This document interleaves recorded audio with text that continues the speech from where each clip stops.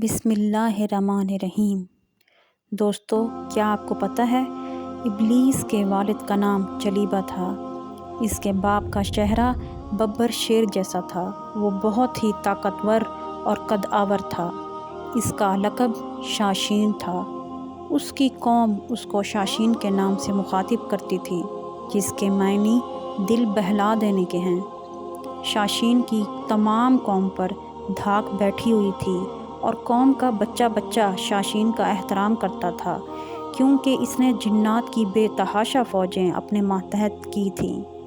इब्लीस की वालदा का नाम तबलीस था।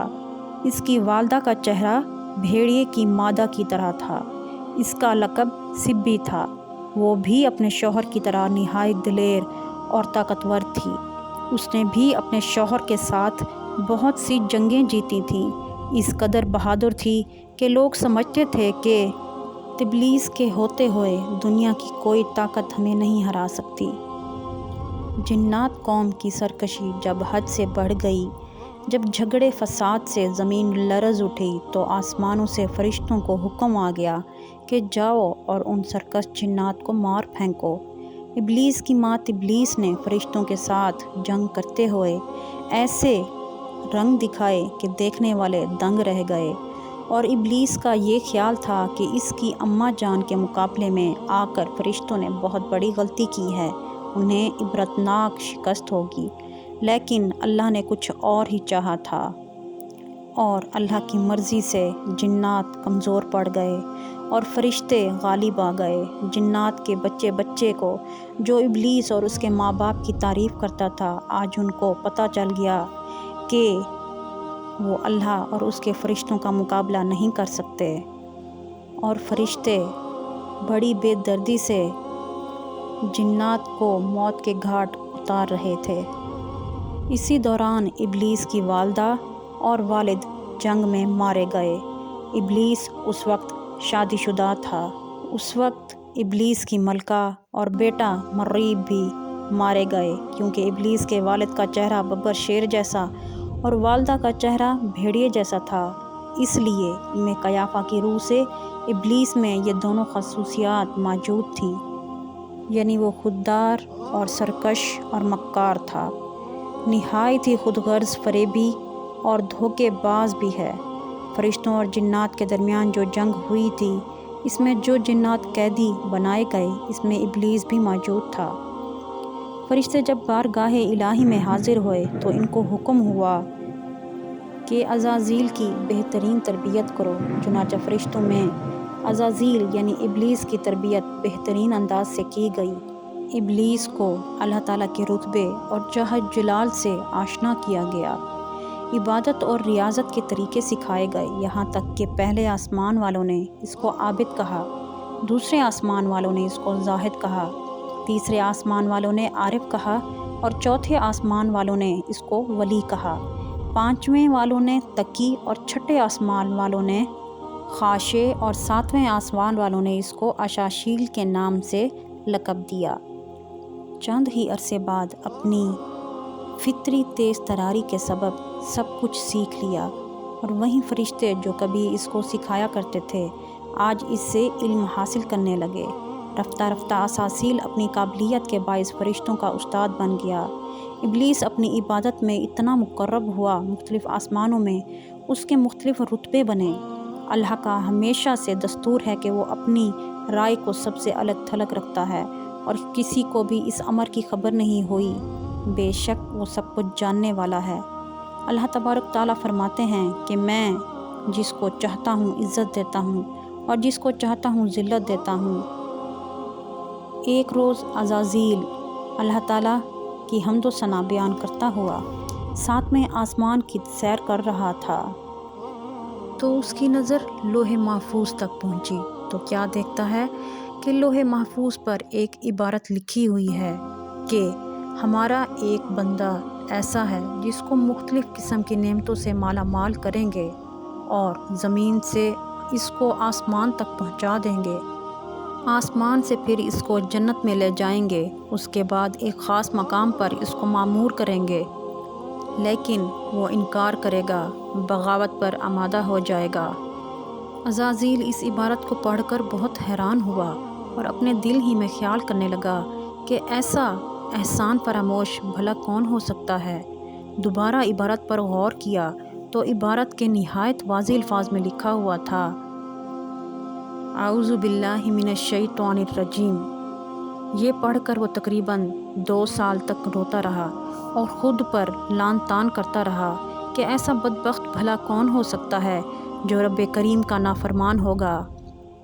پھر بارگاہ الہی میں حاضری دی اور بولا، اے رب العالمین، یہ شیطان اور رجیم کون ہے؟ اس سے پناہ مانگنی چاہیے۔ اللہ تبارک تعالیٰ نے فرمایا، ہمارا ایک بندہ ایسا ہوگا جس کو مختلف قسم کی نعمتوں سے مالا مال کیا جائے گا۔ ہمارا ایک حکم نہ ماننے کے باعث وہ مردار بارگاہ ہو جائے گا۔ عزازیل نے عرض کی، میں اس بدبخت کو دیکھنا چاہتا ہوں۔ اللہ تعالیٰ نے فرمایا، تو اسے بہت جلد دیکھے گا۔ عزازیل اسی سوچ میں ہزاروں سال تک مبتلا رہا۔ پھر کچھ عرصے بعد اس کو معلوم ہوا کہ حضرت آدم علیہ السلام کا پتلا تیار کیا جا رہا ہے۔ اس پتلے کا سر مکہ معظمہ کی خاک، گردن بیت المقدس کی مٹی، سینہ عدن کی خاک سے، پشت و شکم ہندوستان کی مٹی سے، ہاتھ مشرق کی خاک اور پیر مغرب کی زمین سے تیار ہوں گے، اور باقی گوشت پوشت وغیرہ مختلف زمینوں کی خاک سے بنائے جائیں گے، اور اس میں آگ، پانی اور ہوا کو بھی شامل کیا جائے گا۔ مختلف زمینوں کی مٹی شامل کرنے کی حکمت یہ تھی کہ اس پتلے کی نسل مختلف شکلوں میں نمودار ہوگی، اور مختلف عناصر کو شامل کرنے کی حکمت یہ ہے کہ اس پتلے کی نسل ان کو ملا کر بہت ہی حسین ہوگی۔ پیارے دوستو، اللہ تعالیٰ نے اس فیصلے سے فرشتوں کو آگاہ کیا اور فرمایا کہ میں زمین میں اپنا خلیفہ بنانے والا ہوں۔ تو فرشتوں نے حیرت سے پوچھا اور کہا کہ آپ زمین میں اپنے ایسے خلیفے کو مقرر کرنے والے ہیں جو اس کے نظام کو بگاڑ دے گا اور خون ریزیاں کرے گا، جس طرح پہلے جنات کیا کرتے تھے۔ آج بھی عبادت اور حمد و ثنا تو ہم کر رہے ہیں۔ اللہ رب العزت نے فرمایا، میں وہ جانتا ہوں جو تم نہیں جانتے۔ اللہ تعالیٰ نے مٹی سے سب سے پہلے حضرت آدم علیہ السلام کو پیدا فرمایا، ان کو بہت سی چیزوں کے نام سکھائے اور فرشتوں سے فرمایا کہ تمہارا کیا خیال ہے کہ کسی خلیفہ کے بننے سے نظام بگڑ جائے گا؟ تو ذرا ان چیزوں کے نام بتاؤ۔ فرشتے وہی کچھ جانتے اور کرتے ہیں جن کی ان کو تعلیم دی گئی ہے۔ اس لیے انہوں نے جواب دیا، اللہ تعالیٰ کی ذات پاک ہے، ہم تو بس اتنا ہی علم رکھتے ہیں جتنا علم آپ نے ہم کو دیا ہے۔ اللہ تعالیٰ نے حضرت آدم علیہ السلام سے فرمایا کہ تم ان چیزوں کے نام بتاؤ۔ حضرت آدم علیہ السلام کے نام بتانے پر اللہ تبارک تعالیٰ نے فرشتوں سے فرمایا کہ میں نے تم سے کہا نہیں تھا کہ میں آسمان اور زمین کی وہ ساری حقیقتیں جانتا ہوں جو تم نہیں جانتے۔ پھر اللہ تعالیٰ نے فرشتوں کو حکم دیا کہ حضرت آدم علیہ السلام کو سجدہ کرو۔ فرشتوں نے فوراً حکم کی تعمیل کی اور وہ سجدے میں جھک گئے، لیکن جنات کے گروہ سے تعلق رکھنے والے عزازیل، جو دربار الہی میں اونچے مقام کا حامل تھا، اس نے سجدہ کرنے سے انکار کر دیا۔ اس نے اللہ تعالیٰ کے حکم کی نافرمانی کی اور بغاوت کرتے ہوئے سجدے سے صاف انکار کر دیا اور کہا کہ اے اللہ، تو نے مجھے آگ سے پیدا کیا ہے اور آدم علیہ السلام کو مٹی سے، میرا اور آدم کا کیا جوڑ؟ میں اس مٹی کے پتلے کو سجدہ نہیں کروں گا۔ بدبخت نے یہ بھی نہ سوچا کہ مجھے تو صرف اللہ تعالیٰ کا حکم ماننا ہے، بس اس کا غرور اور تکبر آڑے آ گیا اور اس نے خود کو نافرمانوں کی فہرست میں شامل کر دیا۔ عزازیل کی یہ باتیں سن کر اللہ تعالیٰ کو بہت ہی غصہ آ گیا اور حکم دیا کہ نکل جا بدبخت، تو ان لوگوں میں سے ہے جو خود اپنی ذات پر لعنت کے حقدار ہیں اور ذلت چاہتے ہیں۔ اللہ تعالیٰ نے فرمایا کہ یوم جزا تک تیرے اوپر میری لعنت ہے۔ اللہ تعالیٰ نے ابلیس کو اپنے دربار سے نکال دیا اور ہمیشہ کے لیے لعنت کا مستحق ٹھہرا۔ عرش سے نکالے جانے کے بعد ابلیس نے اللہ تعالیٰ سے کہا کہ اے اللہ، میں نے تیرے لیے ہزاروں سال عبادت کی ہے، کیا تو مجھے اس کا صلہ نہیں دے گا؟ اللہ تعالیٰ نے کہا، مانگ، کیا مانگتا ہے؟ ابلیس نے کہا، یا اللہ، مجھے قیامت تک زندگی دے دے۔ اور اللہ نے کہا، جا، تجھے مہلت ہے۔ پھر ابلیس نے کہا کہ میں قیامت تک تیرے بندوں کو گمراہ کرتا رہوں گا، ان کے آگے سے آؤں گا، پیچھے سے آؤں گا، دائیں سے آؤں گا اور بائیں سے آؤں گا، اور تیرے مومن بندوں کو گمراہ کرتا رہوں گا۔ اللہ تعالیٰ نے فرمایا میرے جو نیک بندے ہوں گے وہ تیری اطاعت نہیں کریں گے، اور جو تیری اطاعت کریں گے میں ان کے جسموں کو آگ سے بھر دوں گا، اور میرے بندے جتنی بار مجھ سے توبہ کریں گے میں ان کو ہر دفعہ معاف کر دوں گا۔ عرش سے نکالے جانے پر ابلیس شیطان بن گیا اور زمین پر آ کر اس نے مختلف شیطانوں کو اپنے ساتھ ملانا شروع کر دیا، کیونکہ اللہ تعالیٰ نے جنوں کو آگ سے پیدا کیا ہے، اور آگ کی بھی مختلف اقسام ہیں، جیسا کہ آگ کی پہلی قسم اساسوش ہے جو کہ عام آگ ہوتی ہے جو لوگ اپنی ضرورت کے لیے استعمال کرتے ہیں۔ دوسری قسم کی آگ کو افافو کہتے ہیں، وہ آگ جو نظر نہ آئے جس سے روشنی آر پار ہو جائے۔ اور مقل مطام وہ آگ ہے جو مثل آب ہو یعنی پانی کے جیسی ہو۔ اور دوسری قسم دہم داستہ یعنی کہ سفید آگ، اور پھر جہنم کی آگ جس کو جستکم کہتے ہیں۔ اللہ تعالیٰ نے جنات کو افسوفافو یعنی کہ وہ آگ جو نظر نہ آئے اس سے پیدا کیا، اس لیے انسانی آنکھ جنات کو دیکھنے سے قاصر ہے۔ اللہ تعالیٰ نے جنات کو بھی مختلف قسم کی اقسام سے بنایا ہے۔ کچھ جن ایسے ہیں جو صرف ایک آنکھ رکھتے ہیں، ان کی تعداد بہت زیادہ ہوتی ہے۔ دوسری قسم کے جن نہ آنکھ رکھتے ہیں نہ کان، بلکہ وہ صرف ناک رکھتے ہیں۔ جو انسان زیادہ اداس رہتا ہے یہ اس کو پسند کرتے ہیں اور اس کے بہت قریب آتے ہیں۔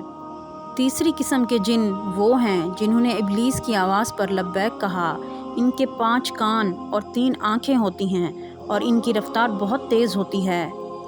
یہ صرف ایک لمحے میں پوری زمین کا چکر لگا لیتے ہیں۔ ان کا رنگ سرخ ہوتا ہے۔ اور چوتھی قسم کے جن وہ ہوتے ہیں جو انسانی خیالات تک بآسانی پہنچ سکتے ہیں۔ ان کو کوئی بھی قید نہیں کر سکتا۔ یہ انسان کے ہمدرد ہوتے ہیں۔ یہ انسانوں کو دکھی نہیں دیکھ سکتے کیونکہ انہوں نے عزازیل کی بیعت توڑ دی تھی۔ اور 5ویں نسل کے جن وہ ہوتے ہیں جو انسان کو گمراہ کرنے کی کوشش کرتے ہیں۔ یہ ابلیس کے ساتھی جن ہیں اور یہ انسانوں کے دلوں میں وسوسے ڈالتے ہیں۔ ان کا قد 12 فٹ تک ہوتا ہے اور یہ ابلیس کی تذلیل کا بدلہ لینا چاہتے ہیں۔ لوگ اس قسم کے جنات کو قابو کر کے ان سے مختلف کام لیتے ہیں۔ اور پیارے ساتھیوں، اگر آپ کو میری ویڈیو پسند آئے تو چینل کو سبسکرائب اور ویڈیو کو لائک کر دیں اور شیئر کر دیں۔ اللہ آپ سب کو خوش رکھے۔ جزاک اللہ۔